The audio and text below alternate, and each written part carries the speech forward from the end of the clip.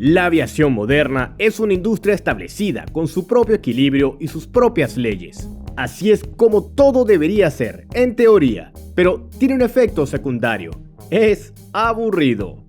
Mientras los aviadores, como los aficionados a Warhammer, discuten sin cesar sobre cuántos compuestos hay que utilizar en los aviones, una persona normal necesita consultar videos en los que se cuenta que el Boeing 767 se puede distinguir del Airbus A330 por la forma de las ventanillas de las cabinas de pilotos. Y todo el mundo recuerda los tiempos de su juventud, cuando los ingenieros eran como científicos locos. Sus máquinas eran monstruos de Frankenstein. Y estos monstruos se manejaban por pilotos de pruebas, cuyas hazañas serían la envidia de Michael Bay. Hola amantes de la aviación, les saluda Sky y estamos en el Parque Patriot, donde nos espera un cruce de estos dos mundos. Una máquina ya correcta y lógica, pero todavía con una pizca de aventura. Les presento el Mi-26. Los años 50, 60. La época del desarrollo frenético de la aviación en todas las direcciones, incluyendo, por supuesto, los helicópteros. La oficina del diseño MIL, que en 1952 creó el Mi-4 de 7 toneladas y media, tan solo 5 años más tarde elevó al aire el Mi-6, cuya capacidad de carga era superior al peso máximo del Mi-4. Viendo las tendencias que reinaban, los militares querían una máquina aún más potente, con una carga útil de 20 toneladas. Y los pilotos de helicópteros, enloquecidos por la velocidad de los avances, propusieron hasta 40 toneladas. La idea era crear, de hecho, un AN-22 de ala rotatoria. Así nació el V-12, también conocido como Mi-12, una caza voladora del tamaño de un avión de línea, sobre el que les conté en detalle en otro video. Y esta caza fue diseñada, ensamblada, probada en vuelo, batió un montón de récords mundiales y la enviaron a un museo. El tamaño de este monstruo solo era comparable al número de problemas potenciales a la hora de operarlo. De hecho, al verlo, los militares se preguntaron, ¿realmente necesitamos algo así? El V-12 era una ilustración viva de la palabra exageración. Este fue el momento de la historia en el que las ambiciones locas dieron paso a ambiciones adecuadas. Tras rechazar el V-12, los clientes pidieron a los fabricantes de helicópteros que fueran un poco más modestos y volvieran al objetivo de 20 toneladas de carga útil. Al principio fueron realmente modestos. El proyecto Mi-6M preveía una modernización con mayor capacidad de carga útil, aunque en realidad difícilmente se le podría llamar modernización, pues básicamente desde el principio estaba claro que habría que rediseñar casi todo. Una vez más, hubo que elegir variantes de configuración. Entre las opciones estaba la monorotor con una hélice principal y una auxiliar de cola, como el propio Mi-6. Luego estaba la longitudinal con 2 hélices, una delante y otra detrás, como en el Chinook, y la transversal con 2 hélices a los lados, como en el V-12. Tras largos debates de varios equipos, se eligió la configuración clásica en 1971. Los ingenieros de MIL ya tenían mucha experiencia con esta configuración, por lo que sería más fácil diseñarla y luego dominarla. Y enseguida quedó claro que no se trataba del Mi-6M. El proyecto con el índice de fábrica Izdelie 90 recibió un nuevo nombre, Mi-26. Y crear el Mi-26 no se podía, o mejor dicho, era posible crearlo. Claro, pero los clientes no querían otro aspirante al libro Guinness de los récords, sino una máquina normal que, ya saben, funcionara. Y había problemas. El helicóptero resultaba demasiado pesado, complejo y poco fiable. El nivel tecnológico sencillamente no estaba a la altura. Comenzaron unos estudios a gran escala que deberían resolverlo todo.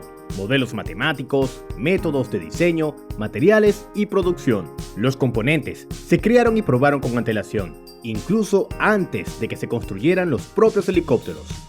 Fue un periodo de transición en la ingeniería, en el que las soluciones se elaboraban con la mayor antelación posible y una nueva máquina despega ya, prácticamente lista.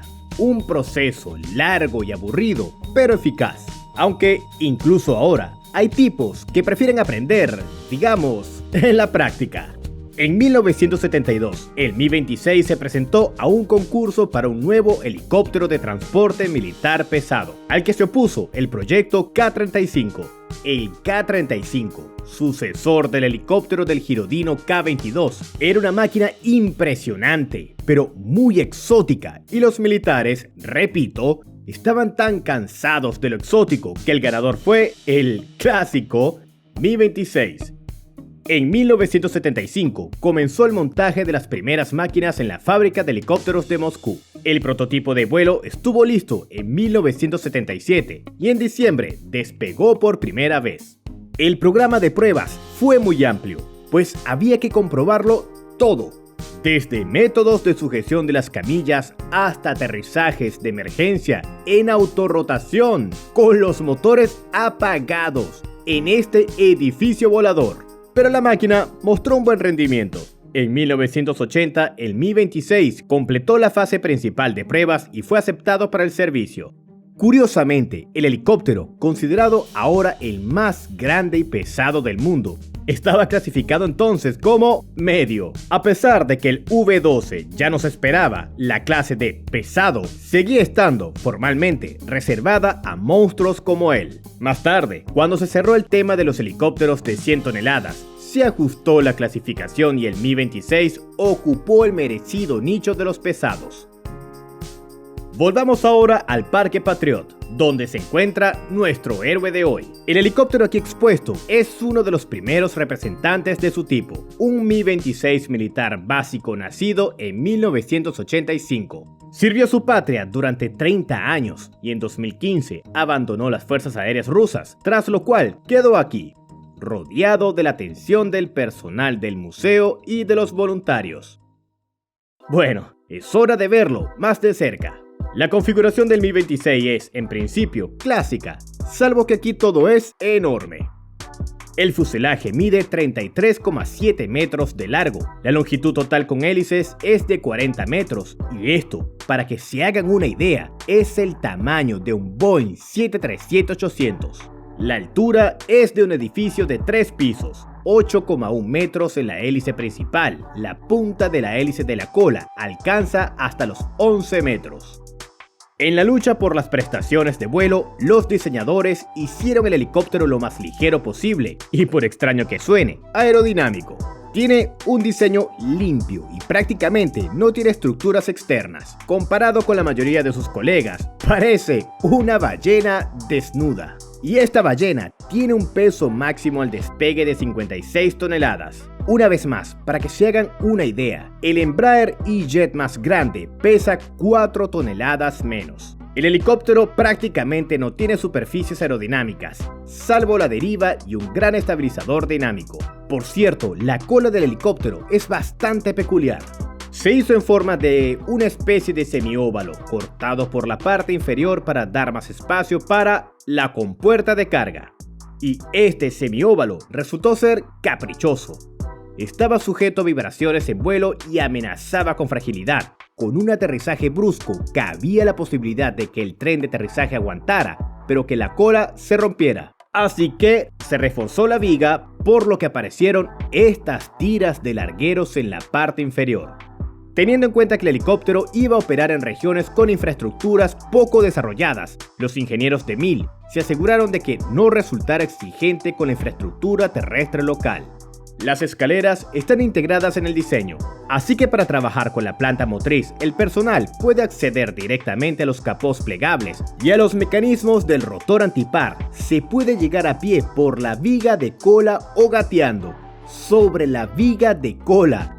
El tamaño da sus propias ventajas. Ми-26 большой вертолет, говорили они. Легко обслуживать, говорили они. El tren de aterrizaje es correspondiente, una pata delantera giratoria con 2 ruedas y las patas principales, cada una con 2 ruedas con un diámetro de 112 centímetros. El tren de aterrizaje no es retráctil y básicamente es lo único que sobresale del fuselaje super limpio. Veamos ahora cómo realiza el helicóptero su principal tarea, manipular la carga.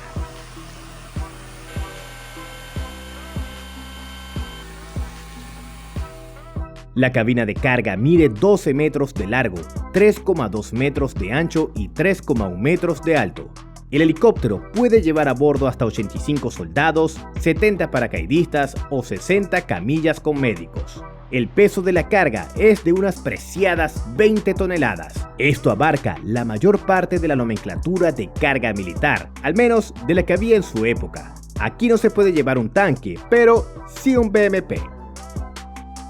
De hecho, puede llevar incluso más. Una vez llegó a levantar hasta 25 toneladas a 4 kilómetros, pero eso fue un vuelo récord que no se practica en operación normal. El acceso se realiza a través de 3 puertas en los laterales del fuselaje y la compuerta de carga principal situada en la cola, bajo la viga. Consta de 2 grandes puertas y una pasarela abatible. Un par de cabrestantes y telescópicos bajo el techo facilitan la manipulación de la carga. Para no interferir con los movimientos bajo la estructura de la cola, el protector del rotor antipar puede replegarse y para facilitar la carga, las patas principales del tren de aterrizaje pueden ajustar la altura, subiendo y bajando todo el fuselaje. Algo similar puede verse en el C-5 y el AN-124.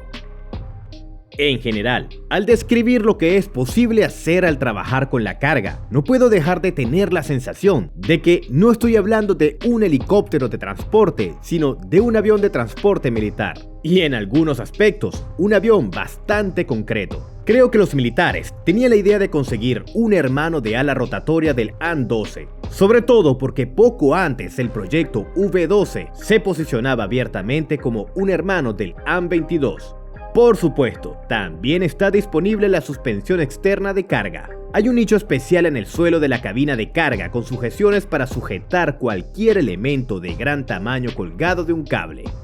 El morro del helicóptero también recuerda más al morro de un avión, limpio y aerodinámico, relativamente. El acristalamiento está realizado, en principio, al estilo de todos los helicópteros MiL, pero teniendo en cuenta la escala. También tiene un par de blisters, cristales convexos que permiten observar un poco hacia el exterior. La cabina de pilotos está presurizada y es grande.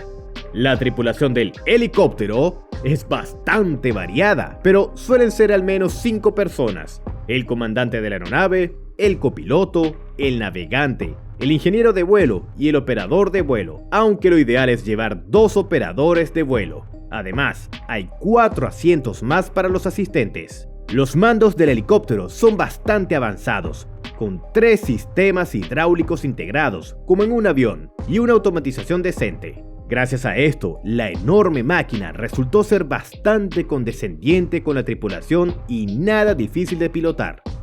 La mayoría de los sistemas de a bordo también se encuentran aquí. En el mismo morro, bajo el carenado, está el radar. Bajo el suelo, comunicaciones, navegación, climatización, control y ¡sorpresa! Una unidad de potencia auxiliar.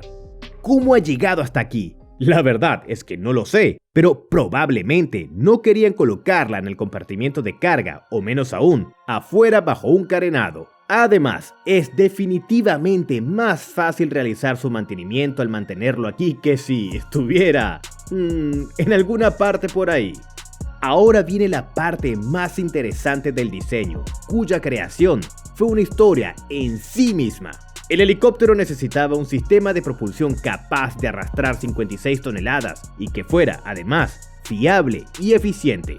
Los chicos de MiL querían que su gigante tuviera 2 corazones, como un soldado espacial, o como el resto de sus helicópteros que tenían 2 motores. El problema era que, en este caso, cada motor tenía que producir más de 10.000 caballos de potencia y simplemente no había tal cosa en el mundo. Por una gran suerte, al mismo tiempo estaba a punto de nacer el D-36, un motor muy interesante que se puede ver en el Ya-42, AN-72 y AN-74. Por supuesto, un motor turbofan en un helicóptero no tiene cabida, pero decidieron usarlo como punto de partida para crear un turboeje adecuado. Así nació el D-136, el motor de helicóptero más épico del mundo, cuya potencia oscila entre 6.100 caballos en modo de crucero y 11.400 caballos en modo de despegue máximo. Los motores están situados en pareja encima de la cabina de carga, delante del mástil de la hélice. Están cubiertos por deflectores de polvo en la parte delantera. Hay otra toma de aire en la parte superior, pero sin motor. Es la unidad del sistema de refrigeración de la planta motriz. Los 22.800 caballos van a parar a la caja de cambios. Al crearla, los ingenieros tuvieron que arriesgarse y adoptar un nuevo mecanismo multihilo, pero el resultado mereció la pena. La caja de cambios BP26 resultó ser muy buena, eficiente, fiable y no tan grande y pesada, si se tiene en cuenta el contexto, claro. Y por encima de todo este reino de fuego y metal se eleva el rotor principal del Mi-26. Es un milagro del pensamiento de ingeniería que incluía las mejores soluciones tanto en aerodinámica como en materiales de su época. Una parte importante de la estructura es de materiales compuestos. Sí, en los años 70. Las 8 palas están unidas a una enorme cabeza de rotor de titanio. Curiosamente, el diámetro de esta corona de 32 metros de longitud es menor que el del Mi-6, pero gracias a las nuevas soluciones es mucho más eficiente y al mismo tiempo más ligera.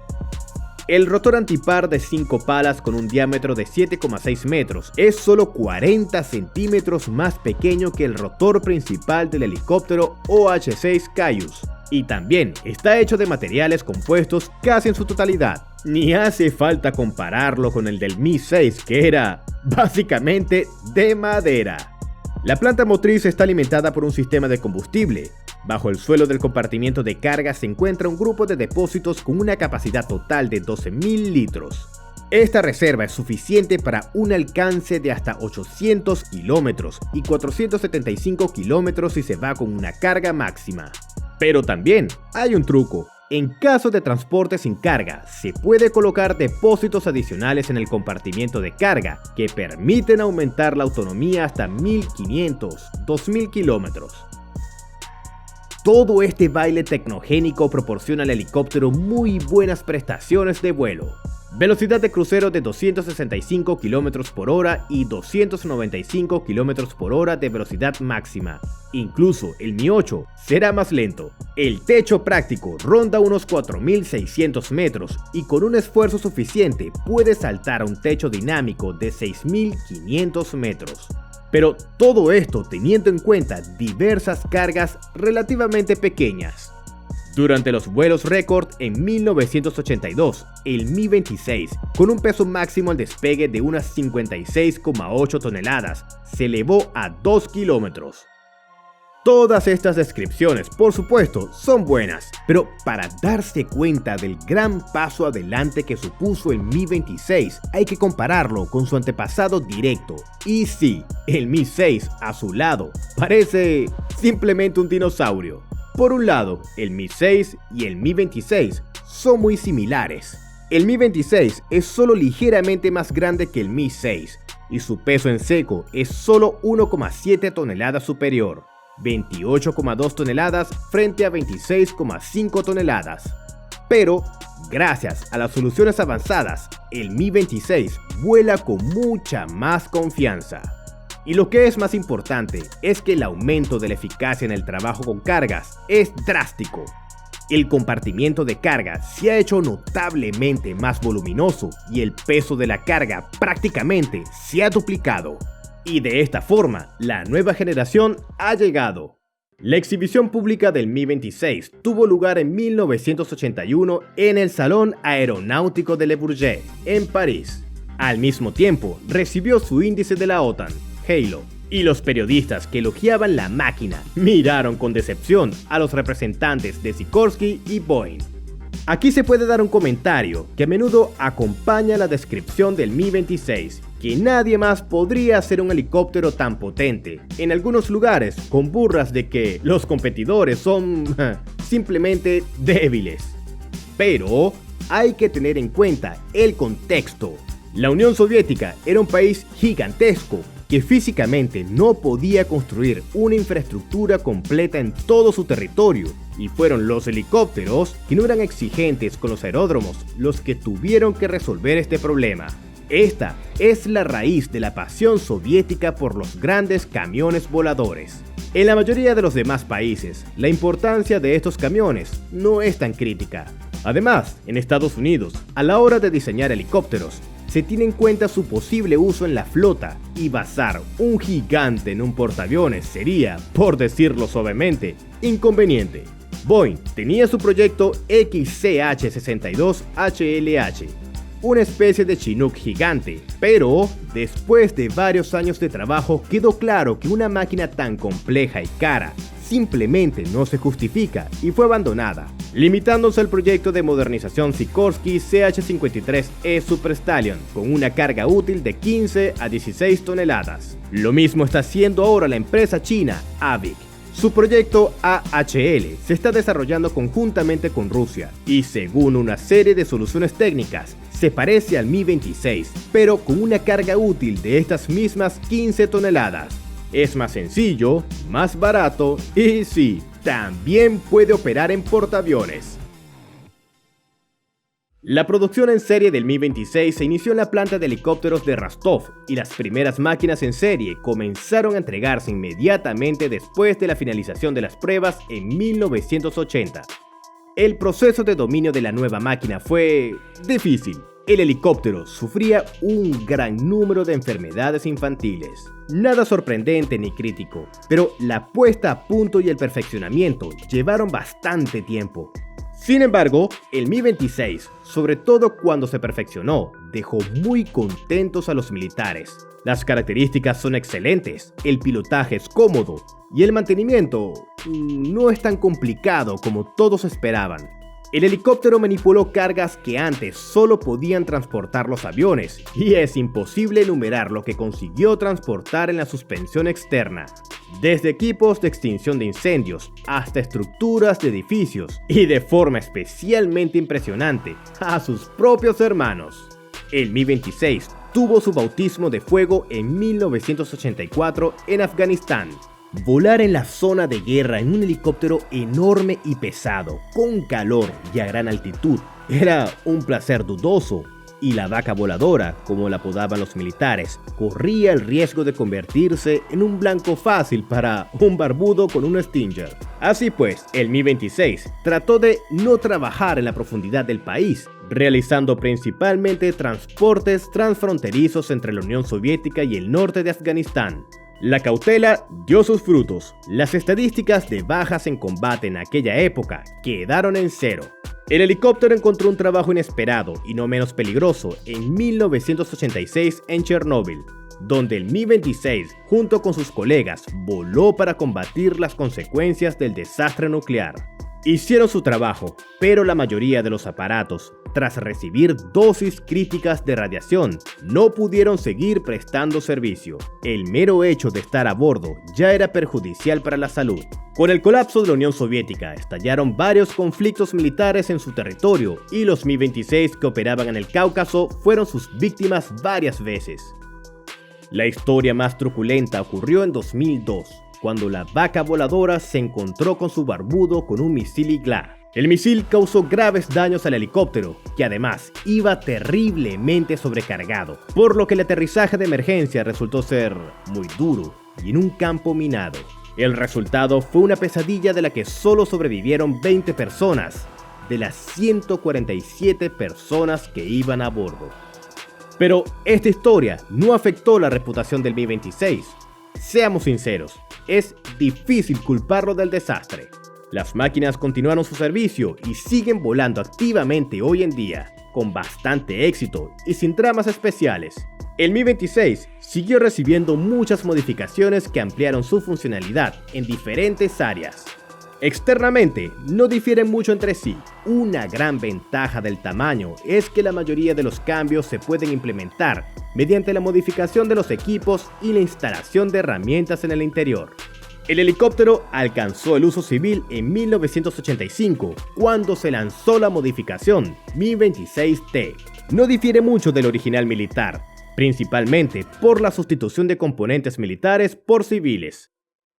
Los Mi-26T se dedicaron a transportar una gran variedad de cargas dentro de las cabinas y en suspensiones externas, actuando como grandes camiones y grúas volantes, especialmente en Siberia, una región con unos recursos y un tamaño impresionantes y una infraestructura poco impresionante.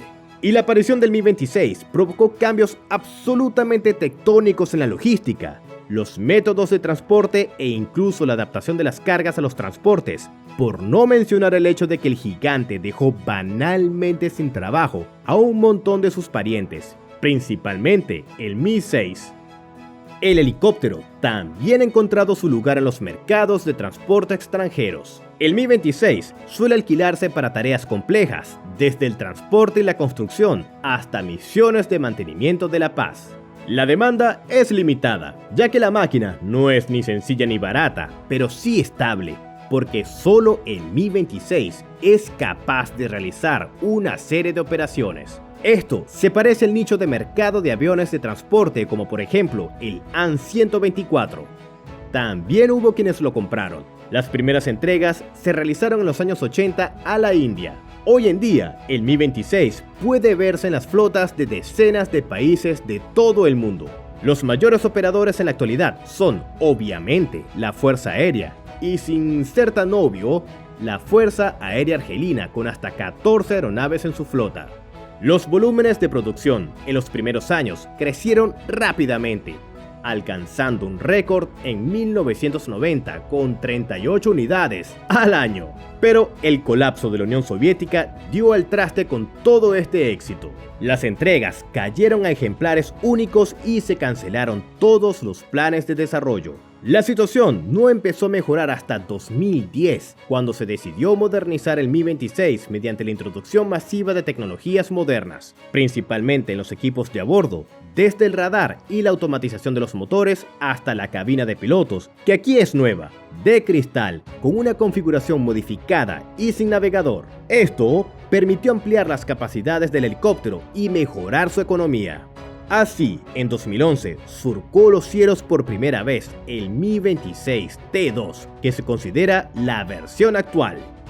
Entonces, llegó el momento de actualizar también el transporte militar. El Mi-26 T2 se rediseñó de nuevo teniendo en cuenta la experiencia de uso en conflictos y recibió nuevo equipamiento militar. Así, en 2018, despegó por primera vez el Mi-26 T2V, que a estas alturas ya se ha convertido en una máquina de serie. En el futuro, probablemente podemos esperar algo más. Por ejemplo, la remotorización con una sustitución del D136 por, presumiblemente, el PD-8V, pariente turboeje del nuevo motor del Superjet, pero no es algo que veremos en los próximos años. Uno de los logros de la oficina de diseño de MIL fue la solución del problema principal.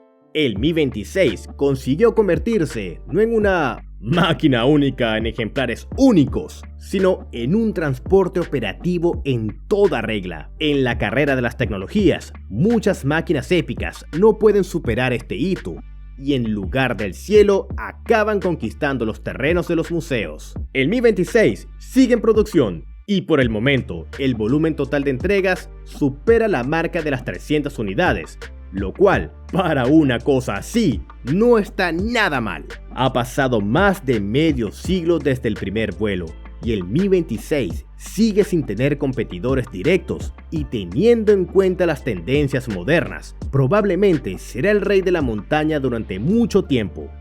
Deseémosle que siga brillando en esta cumbre y más allá.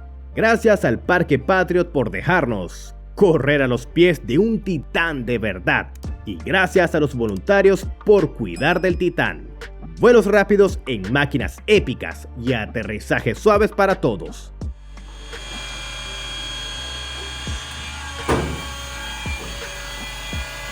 Acá.